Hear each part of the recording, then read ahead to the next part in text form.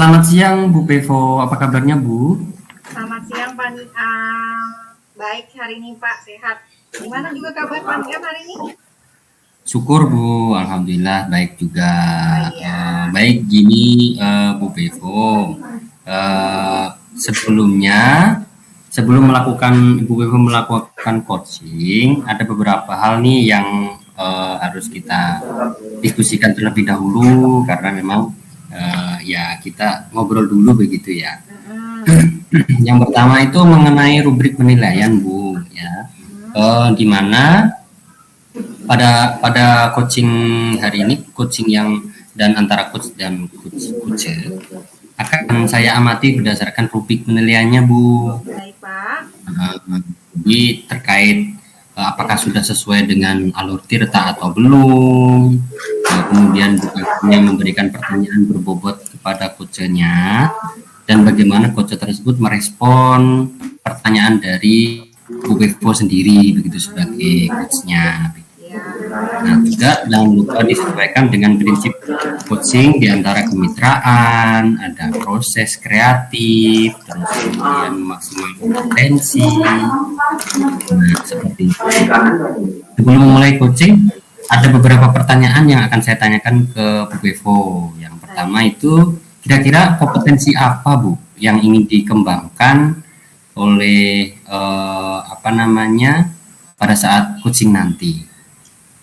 Baik Pak Niam, ini ya kompetensi yang ingin saya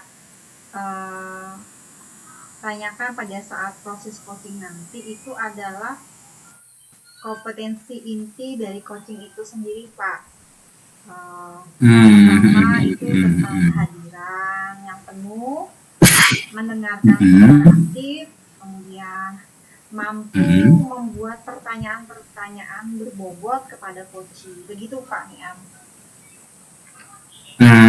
Jadi dari kompetensi ketiga itu Bu Pevo yang sudah Bu Pevo sebutkan ada kehadiran penuh, mendengarkan dengan aktif begitu, dan terus mampu membuat pertanyaan yang berbobot begitu ya. Kalau untuk lebih spesifiknya yang ingin diobservasi itu apa Bu kira-kira? Mungkin ini ya Pak Niam ya, mendengarkan aktif dan juga mengajukan pertanyaan yang berbobot begitu Pak Niam. Jadi dua hal itu yang ingin diobservasi ya. Oke, jadi nanti menitik beratkan pada mendengarkan yang aktif, terus kemudian memberikan pertanyaan yang bobot pada coach begitu ya. Iya Pak ya. Oke. Lalu indikator yang bagaimana ya Bu kira-kira untuk dikembangkan nanti pada saat proses coaching? Pada saat proses coaching nanti, indikator yang ingin saya kembangkan itu adalah bisa memfasilitasi coachingnya tuh Pak Niam.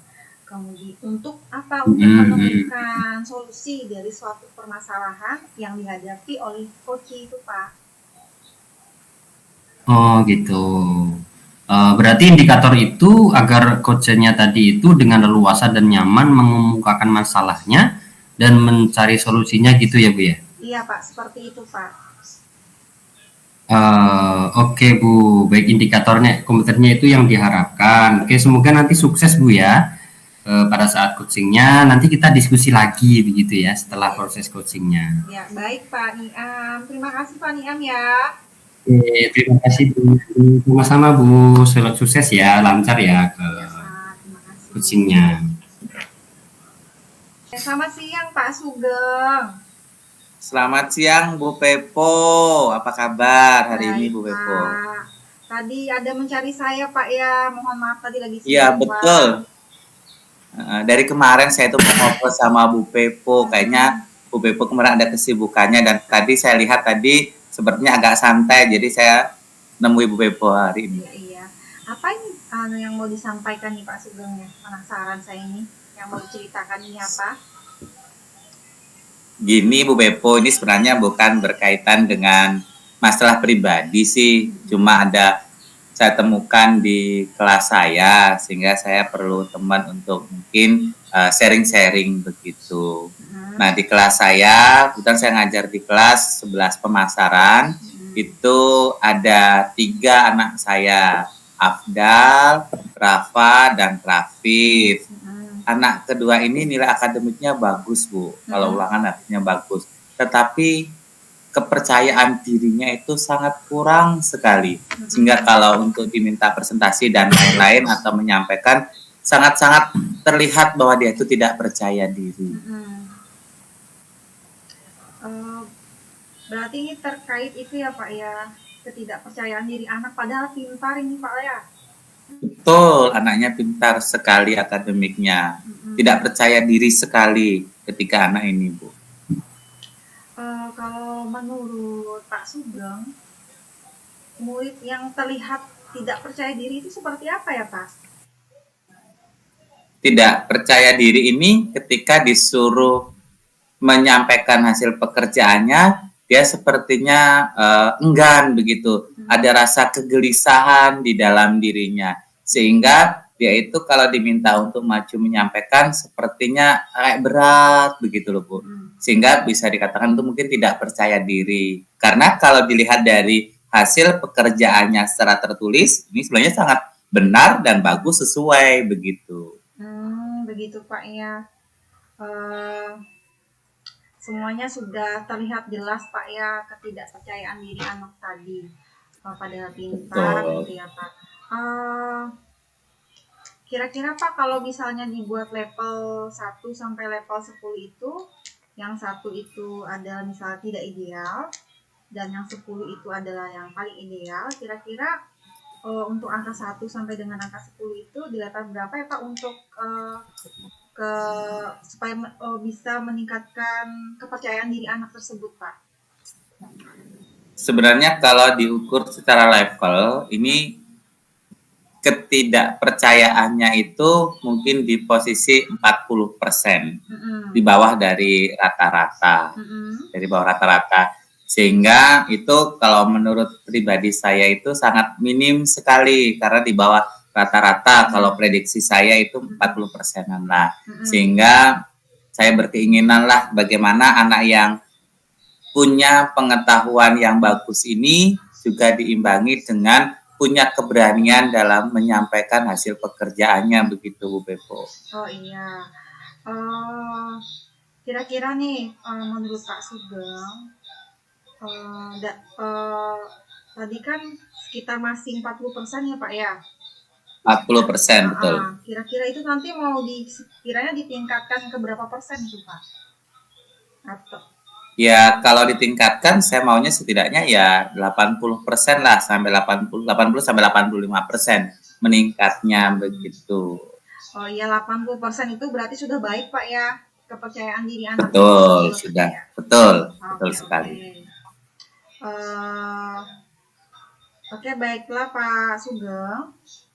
Lalu Pak Sugeng yang ingin saya tanyakan ini, lalu bagaimana cara Pak Sugeng itu untuk dapat meningkatkan rasa percaya diri anak tersebut, Pak?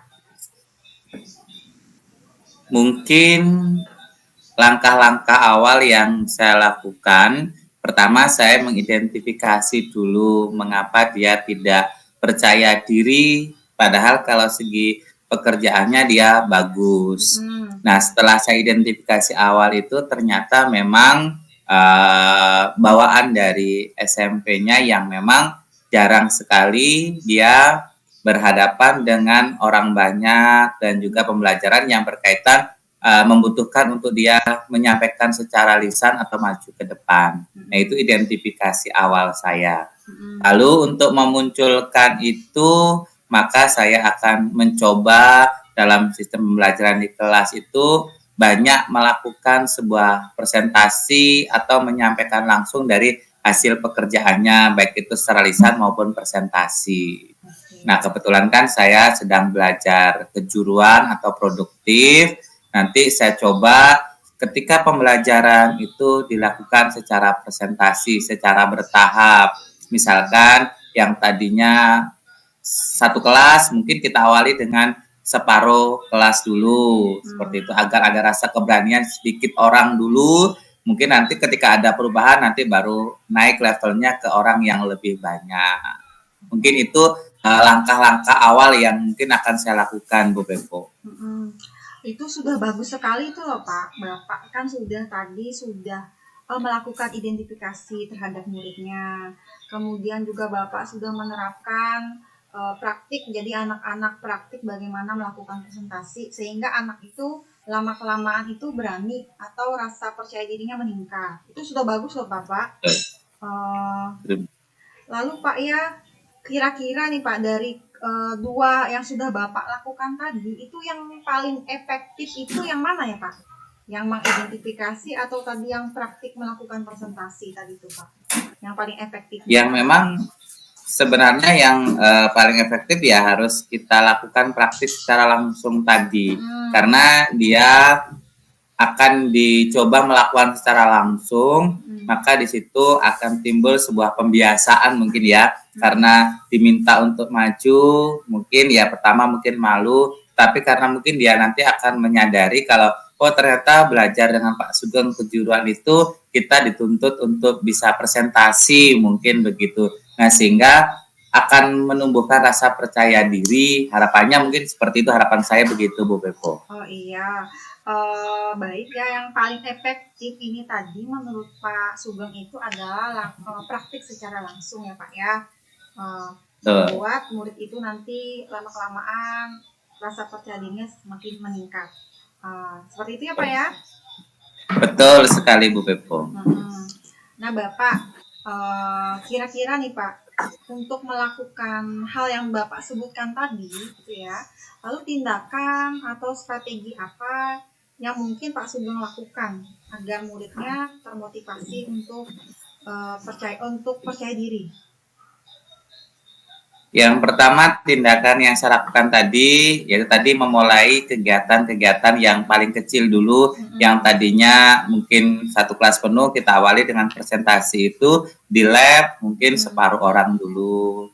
Nah kemudian saya coba untuk nanti memfasilitasi anak-anak tersebut untuk mengikuti kegiatan atau perlombaan yang mungkin skalanya dari antar kelas, kemudian antar sekolah, bahkan tingkat kabupaten yang memang nanti akan berhadapan oleh orang langsung, maka secara otomatis itu akan digodok yang namanya mental dan sebuah keberanian. Jadi nanti kita awal dari kelas dulu yang kecil, pembelajaran, dan nanti akan diikutkan kegiatan-kegiatan yang memang di situ memerlukan sebuah mental dan kepercayaan diri. Itu rencana tindak-tindakan yang mungkin kedepannya secara kontinu akan saya lakukan, Bu Pepo. Oh iya Pak ya, dengan rencana-rencana Bapak tadi itu kira-kira itu kapan Pak dilaksanakan Pak?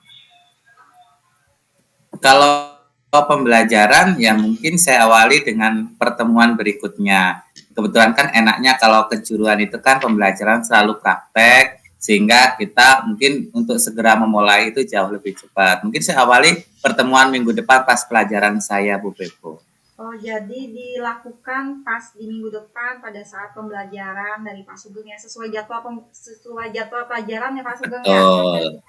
Betul sekali Bu Pepo. Lalu kira-kira untuk melakukan hal yang Bapak sebutkan tadi itu perlu tidak Pak bantuan dari rekan sejawat? Perlu tidak melakukan kolaborasi segala macam itu Pak?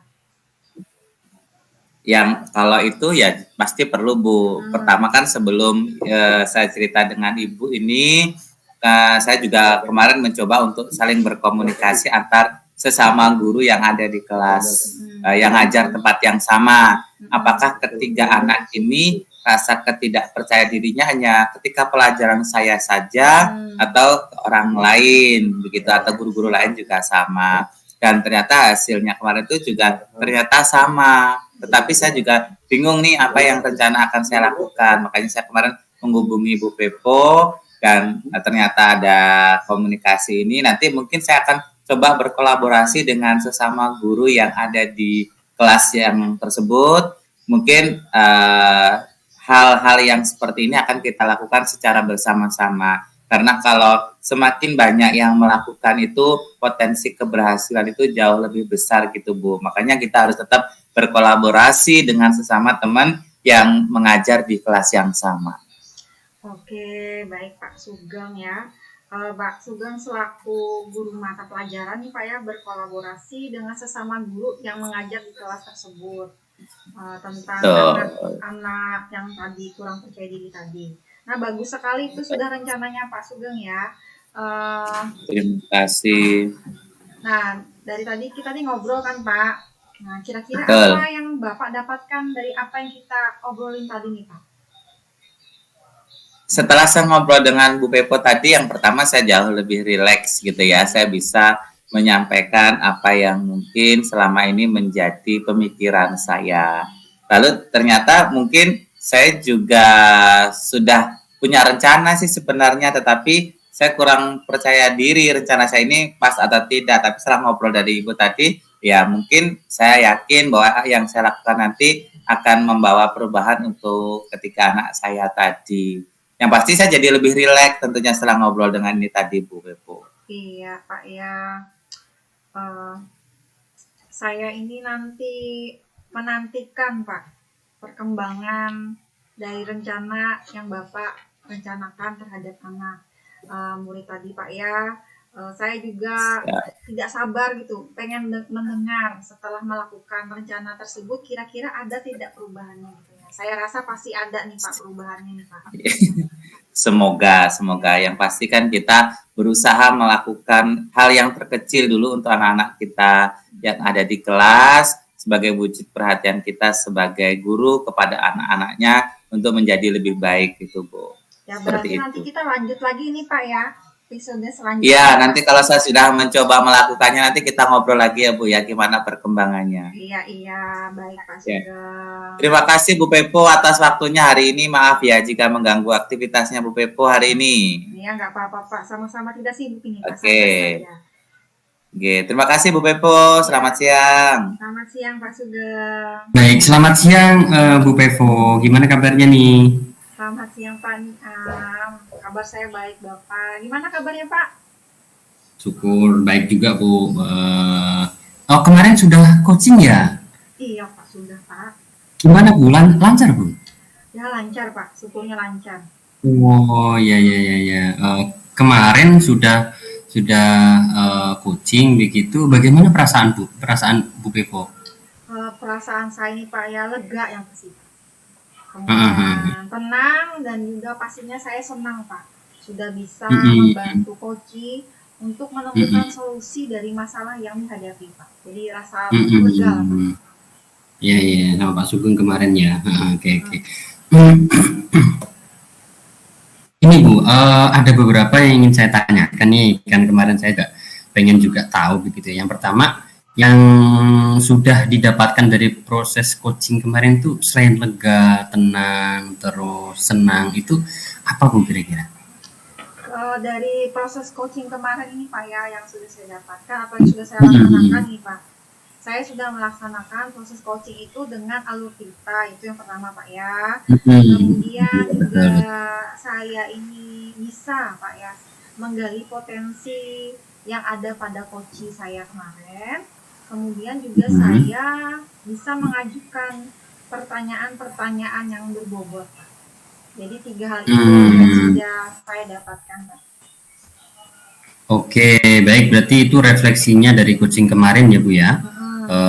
Kan kita sudah berdiskusi tuh apa yang ingin diamati oleh saya kemarin. Terus ternyata itu sudah bagus loh Bu itu ya. Ada beberapa nih catatan dari saya untuk dari sebuah refleksinya di mana proses coachingnya itu sudah melakukan sesuai alur tirta, bisa menggali potensi begitu, terus yang ada pada coachingnya ya, terus bisa mengajukan pertanyaan yang berbobot yang sudah saya amati itu. Ternyata itu memang benar yang saya temukan pada Bu Pepo itu sudah sebagai coach itu sudah melakukan konfirmasi masalah terhadap coachingnya, menanyakan tujuan, menanyakan identifikasi, terus menanyakan rencana aksi juga, menanyakan tanggung jawab begitu kepada Pak Sugengnya. dan sudah melakukan kehadiran penuh juga, mendengarkan aktif, begitu sudah menanyakan pertanyaan yang berbobot, itu bagus banget begitu sudah. Ya, jadi membuat coachingnya itu merasa nyaman, menceritakan keluh kesahnya kemarin Pak Sugeng begitu, menggali ide-idenya, jadi beliaunya yang menyampaikan sendiri gitu. Bu Vivo mendengarkan, tinggal aja begitu alurnya aja. Jadi jalan keluar dari masalahnya itu sudah yang dihadapi itu sudah ada begitu. Ya, Pak. Kira-kira apa yang ingin diharapkan dari proses coachingnya ini, Bu? Yang saya harapkan dari proses coaching ini ya Pak ya, Tentunya itu saya mengharapkan dapat mendalami lagi Pak alur tirta itu seperti apa, yang pastinya dalam proses coaching itu Pak. Dan juga saya juga terus selalu untuk belajar gitu Pak ya, belajar menjadi coach yang bisa mengarahkan coaching, yang bisa mengarahkan coaching sehingga coaching itu bisa mendapatkan solusi dari masalah yang dihadapinya Pak. Seperti itu Pak Niam. Oke, bagus sekali. Oke Bu ya, selamat Bu ya, sukses. Coachingnya sudah lancar, namanya kita bahas. Baik Bu, pertemuan kita kali ini. Iya Bapak. Terima kasih Pak Niam ya.